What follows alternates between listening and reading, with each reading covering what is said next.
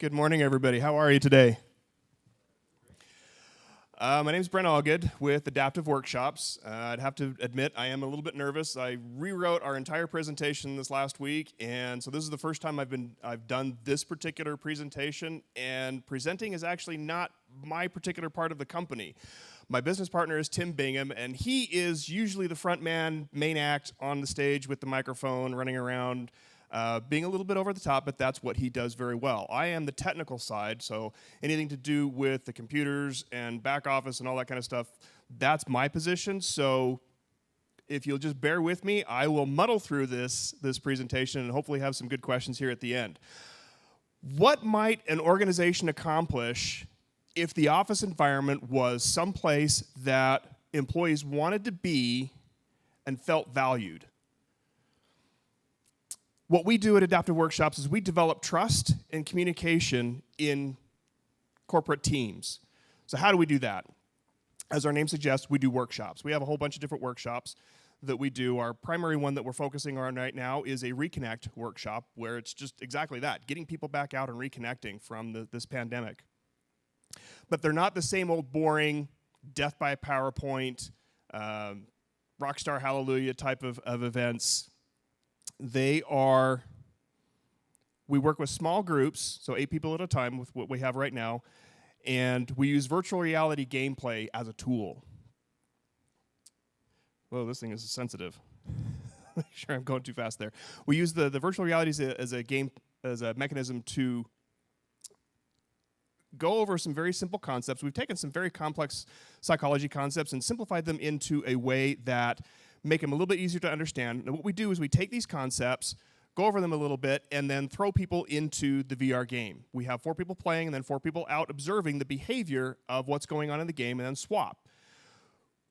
We do this repeatedly throughout the workshop with the intent of getting them to have a common purpose, have that common goal, get those communication lines opened up, build some trust. Part of why the VR works is the memory recall. So I'm going to pick on Morgan. So we were here 17 months ago. I know there's a couple people here that remember us from 17 months ago. So Morgan, I'm going to pick on you. How's your recall from 17 months ago of the workshop we did here? I think it's good. I mean, that's when Seth and I became friends. I still feel like we're close. And I mean, it was normally, as I understand it, you do about a 4-hour workshop. We had 45 minutes, and within that time, the 4 of us guys, like, we all became buddies. We all had that camaraderie. I remember that. And for those that weren't here and remember that, we randomly picked people out of the audience. We really didn't know Morgan back then. We just randomly picked him. We randomly picked Seth. They knew each other from coming here to Million Cups, but they really didn't know each other. So why does it work? The reason it works is the VR. They want to play. They wanted to get in there, right? You wanted to come in. The participants want to come in and play. And so having that voluntary participation is key. We throw in the fun factor and the immersiveness of the VR, and then the dopamine is flowing. So in the brain, your adrenaline's flowing, the dopamine's flowing, and you're creating brand new neural pathways in the brain, going from your memory centers, your hearing, your thinking, your speaking, all this stuff. All these pathways are being processed in your brain, and they are not soon forgotten. Like I say, that was 17 months ago, and you still have pretty good recall of that. So that's part of why it works.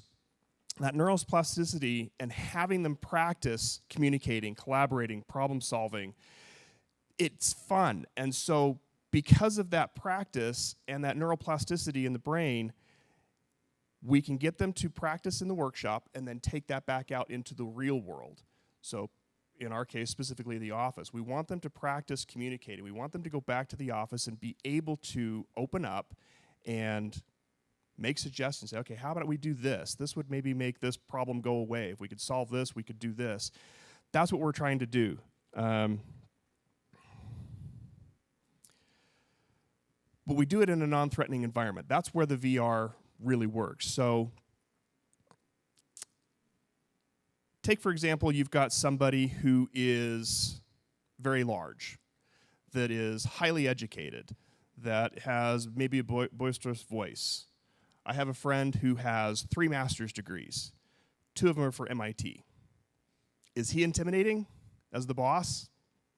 Probably to some. Okay, now imagine that you are the new hire, that you are young, petite, soft-spoken.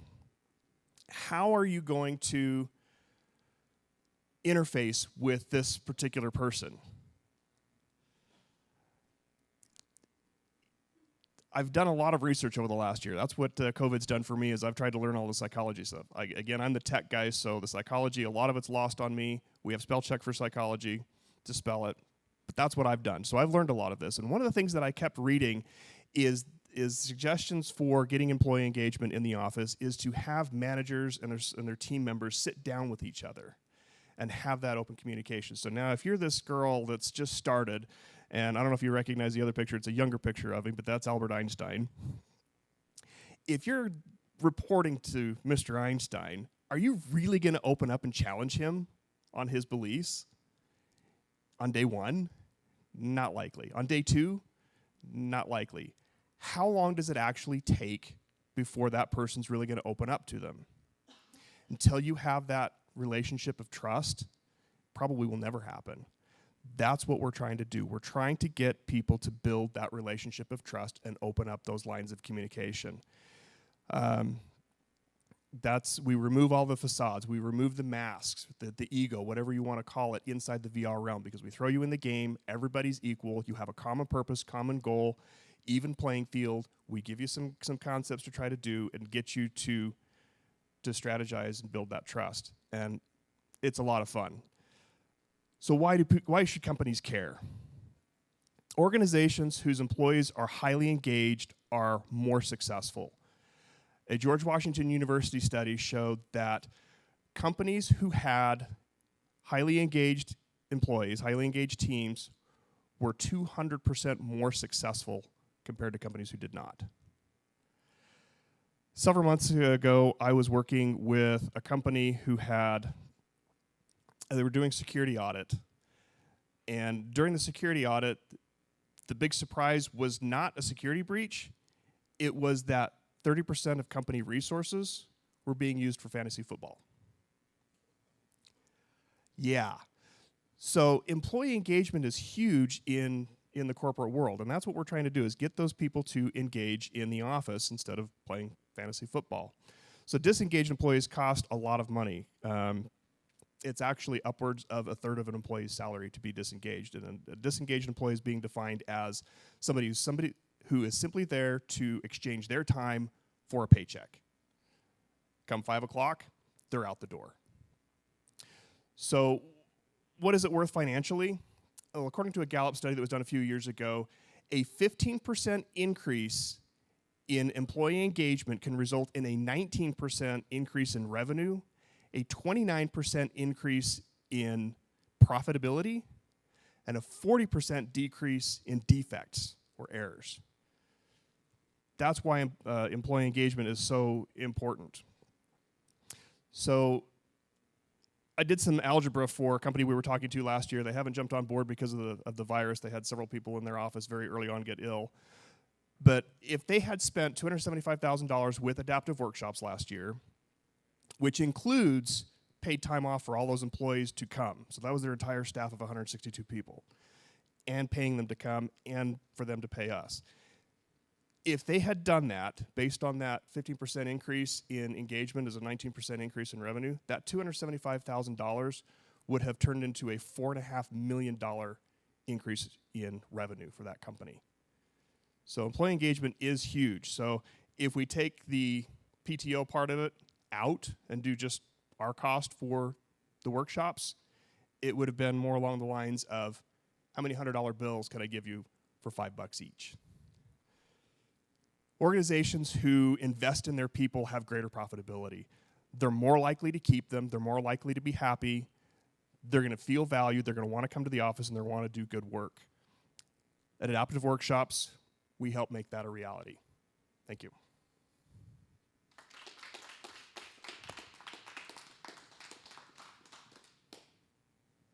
Hey, Brett.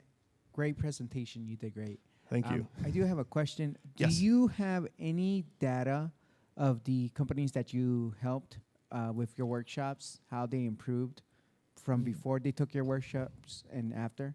We do a little bit. I actually skipped one of them in there because I'm trying to read this notes in front of me. Like I say, this is the first time I've done this, but we have on our website a few videos that we have interviewed with those companies after the fact. So one of them we did is a company called Mesh, which is now Poly. If you guys know Kamel Green, he was one of the ones that's presented here a number of times. He's a great guy.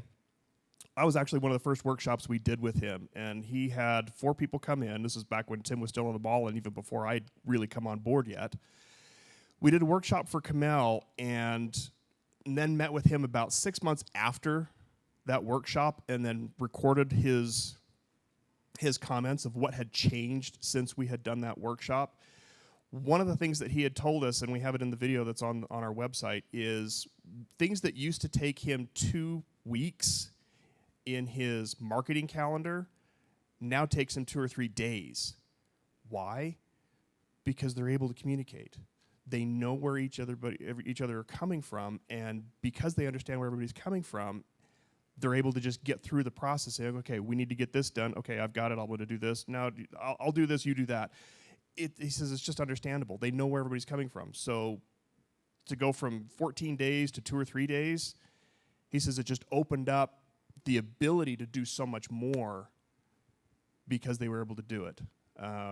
We interviewed another one, again, Ron Mayo is on the website. He said following their workshop and getting them to understand each other's roles and open up that communication. His big thing was the communication. They went from a single office up in Kaysville to now they are opening up multiple offices in multiple states because they're able to communicate now. So I don't have anything as far as written documentation other than those videos that we've done for those few workshops that we have done.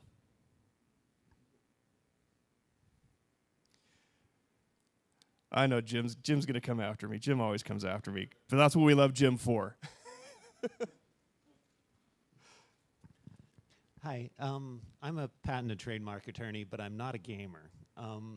So I could see coming into this being actually a little bit intimidated if I was with some other people that were gamers. How do you address that when you're going into it? If you have some people that are like, you know, because it's even playing field if you're a gamer. If you're not, I could see it being. Yes, it is very much being so. Kind of tentative. So how do you? It is a little bit that way. Involved?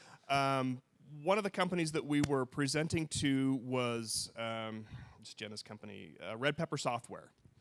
So when Tim and I met with Jenna, who's the president of the company, we brought her into the arcade in the mall before we closed that down. First thing out of her mouth, I'm not a gamer.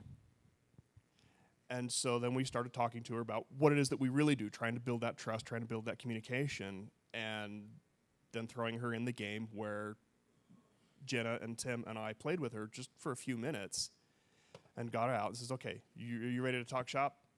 No, one more. And this is somebody who the first thing out of her mouth was, I'm not a gamer. And then 5 minutes into the game, okay, one more. And we actually ended up playing with her for about an hour. The game that we use is a commercially available game. It's not that difficult. And so it's not like some of these other games that I've played that get very complicated, that are very intense. The game that we use is pretty mellow that way. So it's easy to catch on, and it's very simple to catch on. And there's different levels even within that game that we don't go to the more advanced levels just because it is too much. All right, Jim, let me have it. No, I won't let you have it. You'll talk to me later. I know that. So oh yeah, then definitely. I'll beat you up outside. So you're not gonna beat me up on film. Yeah, I can't beat you up on film. You know, I get a bad rep from that. A couple things. You want feedback. One of the first things I didn't see initially that I would love to see in your slides is you mentioned some statistics. I would love to see those in your slides. Okay. Information. So when you said here's the growth, and then come up with those statistics you're talking about, so we could relate those to the graphics. It just help us all understanding the possibilities, because there's yeah, I so can definitely do that. in the neuropsychology of how this is working. That should be there on the slides. Okay. That we can see. We don't need you don't need to tell us we can read. Yeah, exactly. They should be up there. I mean, because the validation of having statistics, a lot of people get their validation from statistics and information like that, besides visual. So I think that would really help Okay. in your presentation. I can have that. Like I said, I threw this one together in the last week because I was here last week and started talking to Peyton. And she says, "Will you present next week?" And I said, "Sure." Let me rebuild something. So yes, I will. I know there's definitely room for improvement in the presentation itself. Plus, I need to practice, which is why I'm doing this.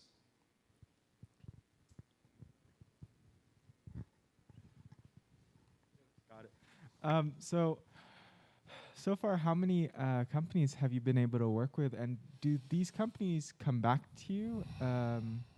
What does that sort of traction look like? Right now, we have 4 workshops that are more of the one and done type of workshops, particularly the Reconnect. It's the purpose of the Reconnect is 90% fun. It's to get the people back in the office, to get them to build those relationships, especially since time hasn't stood still. It's been over a year, and all these team dynamics have changed in the last year. People have come and gone, people have moved up, people have left, whatever. So we're trying to get those teams back together with 90% fun and a little bit of critical thinking in what's going on in the office. So that's our Reconnect. We also have half-day workshop that is more of a goal setting. What do you want out of your team? What are your goals for the next 6 months, 12 months, 2 years, 5 years, whatever you want to do? We also have a full-day version of that where we get a lot more into the psychology of figuring out, okay, what do you want? Why do you want that? What do you need to do to get it? So that's another one of the set of workshops that we do. But that's where we're at today. We would like very much to do a long-term. Tim and I have been talking about this for the last year as COVID has more or less shut us down, not out of mandate, but out of fear. Nobody wants to play out in the real world. So we have looked at that, but we haven't got it put together yet. But we would like to do a series type of workshop where you come and revisit it every month, 2 months, 6 months, once a year, something where there's a repeat to re-up the mindset of, okay, where are you going with this? And then again, with the team dynamics changing, I mean, every company out there changes. In fact, this company that I did the metrics on, they've doubled in the last year. So they had 162 people in 2019. They're over 300 now. So that team dynamic in that company is completely different. Morgan. So obviously I'm a big fan of adaptive workshops. We did that workshop 17 months ago. I did a promo video for you guys, and I know that like your concept works. You guys have all the equipment and the know-how to do what you're doing. So what I'd love to know is what's your sales strategy? Because that's like the last step here. You need clients. That's exactly where we're at right now. As COVID is starting to wind up and the mask mandate is gone now, things are starting to return to normal. I've got 3 companies I'm talking to right now that are interested in doing it. Nothing is set in stone yet, but that's what I've been spending my days on, is trying to find that first big yes. One of our biggest hurdles is that we lost our space. We were working with Dr. Babb at Stevens-Henniger College here in Orem, just down from the SBDC in Orem. When the pandemic hit, Stevens-Henniger pulled the plug. They were already planning on that. They just did it 2 years sooner than they planned on doing it. They closed everything that was physical, and everything's online for Stevens now. So we lost our space working with Dr. Babb. So that's one of the obstacles that we're trying to overcome. It's just a matter of getting started, getting that first big yes. I think once we get our name out there and we're doing more things like this and having those conversations and having you film some more of the things for us. If you haven't seen Morgan's work, check out our website. The video of Tim, Morgan did that in an afternoon. It was awesome. So check out Morgan's work. There's your plug. But we have worked with several companies. So to answer your question, we've worked with Big Red Jelly, Client Tether, Fourth Wall. We were invited to Tech Summit last year. We've got a handful of others that we've worked with. So they're all small potatoes right now in terms of knowing who they are. Fourth Wall was not exactly small potatoes. Fourth Wall, if you don't know who they are a visual effects company. Their claim to fame is the visual effects. They've done little projects like Man of Steel, Iron Man, Transformers, movies you've never heard of. That's those guys. So we did a workshop for them, and they loved it. So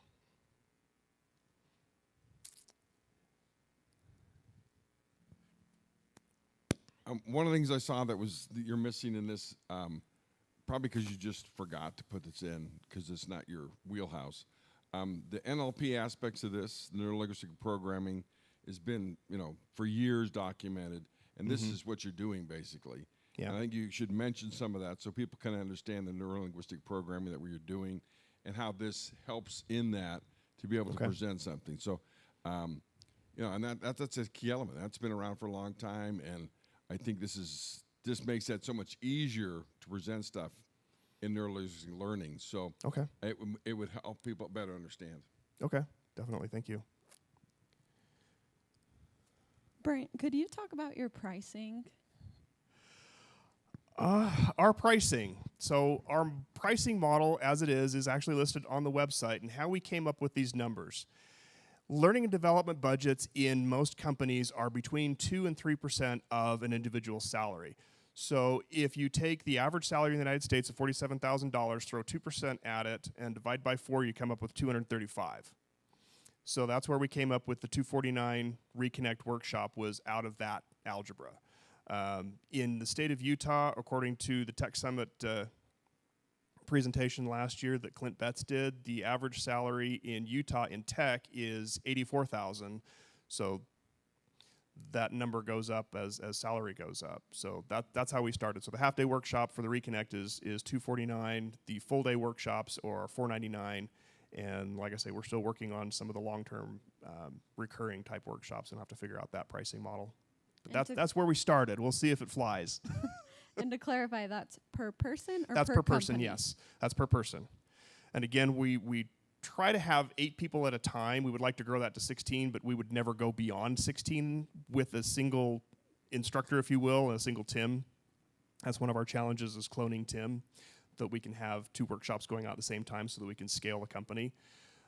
That's my vision for Tim, is him training the trainers so that we can have multiple organizations going on at the same time with multiple workshops going on at the same time. But we would always limit it to 16 people, 8 people playing and 8 people observing, just because we want to have that closeness, that camaraderie of playing together. But even if you have 2 different groups that played at 2 different times, they'll still be able to communicate with each other because their experience would be very, very similar.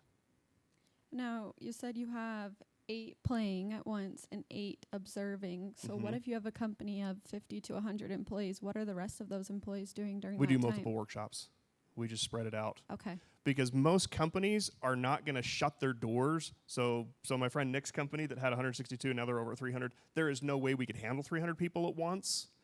And there's no way they would shut their doors and have all 300 people come to a workshop at the same time anyway. It's just, these companies aren't going to close their doors. So they're going to want to send small groups at a time, small teams at a time, to do the workshop so that they can continue operations without too much disruption. So that's actually part of our model for location, is we're set up to roll. So if I go backwards on the pictures here,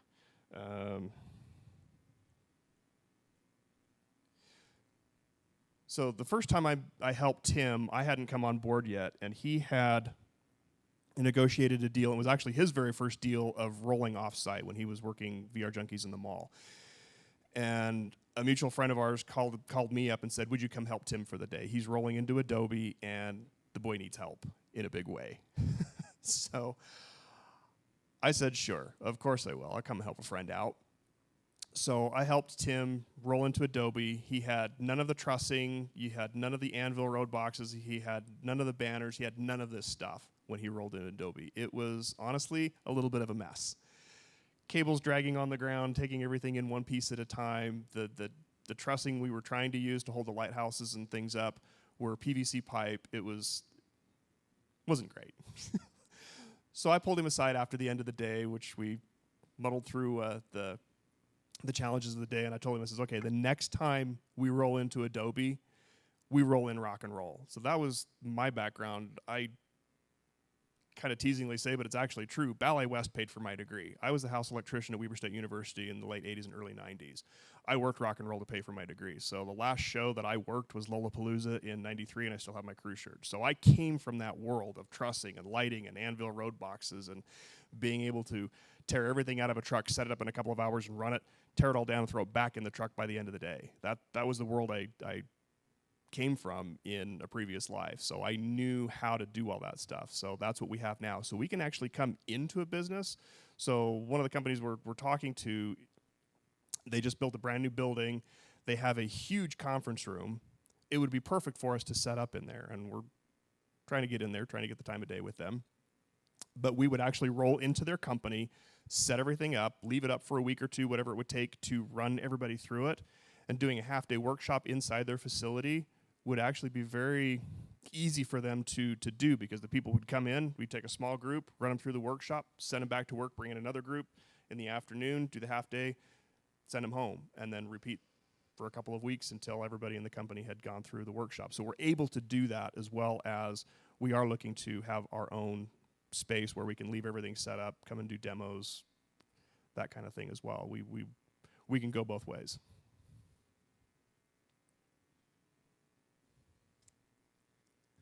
Well, I just got one thought and then one final question for you, Brent. All right. My only experience with VR was an intense, fast-paced zombie apocalypse game, and that was a little more scarring at the end. So I'm excited to see your use of VR, of being so bonding. Great alternate use there. My thought for you is I don't know how. I mean, it sounds like you're still launching, growing. I don't know how set you guys are on the logo. I really like the archer. I think that's cool. Mm-hmm. I think the circle and the triangle makes it start to look a little messy. Okay. In your picture, you had like 3 words around your triangle, so I assume you got like some symbolic like purpose stuff. That's going the on. old stuff. Yeah, ignore the old stuff. Okay. Well, yeah, we had, so let me go back to the first one. So that's what we're working with right now. I kind of agree. It's still a little bit too busy, but it's a work in progress. As everything is, great answer. So the final question we got for you then is, how can the 1MC community help you? That's a fabulous question. I actually, that's why I had this last slide. Whoops, too far. The last slide here. So in addition to location and trying to get restarted from post-COVID, one of the things that we lack is authority and credibility. And as the 1 Million Cups community can really help us on is that credibility. So we have our website up. It's not great, but it's up and it's running and it's working. We also have our LinkedIn site. It's up and running. I'm posting things on there. What would really help us is if the community would come in, follow us on LinkedIn, comment on occasion, like us on occasion, just trying to build up those numbers within that platform so that as we talk to the companies that we would like to do workshops with, they go and they validate, okay, are these guys for real? They go check and see, do you have a website? Does it look good? Is it actually there? Do you have a presence on LinkedIn? We don't have any presence on Instagram or Twitter or Facebook or any of that because our focus is not consumer. It's strictly business. And so I haven't spent any time at all on those platforms. It's strictly LinkedIn right now. But as the LinkedIn community, if you would just follow us and just help us bump our numbers up to give us that legitimacy to say, yeah, these guys are for real. They do have a little bit of credibility. We love what you're doing. Just throw some comments out there for us. That would be fabulous. Well, thank you very much. Let's give him a hand. Thank you very much.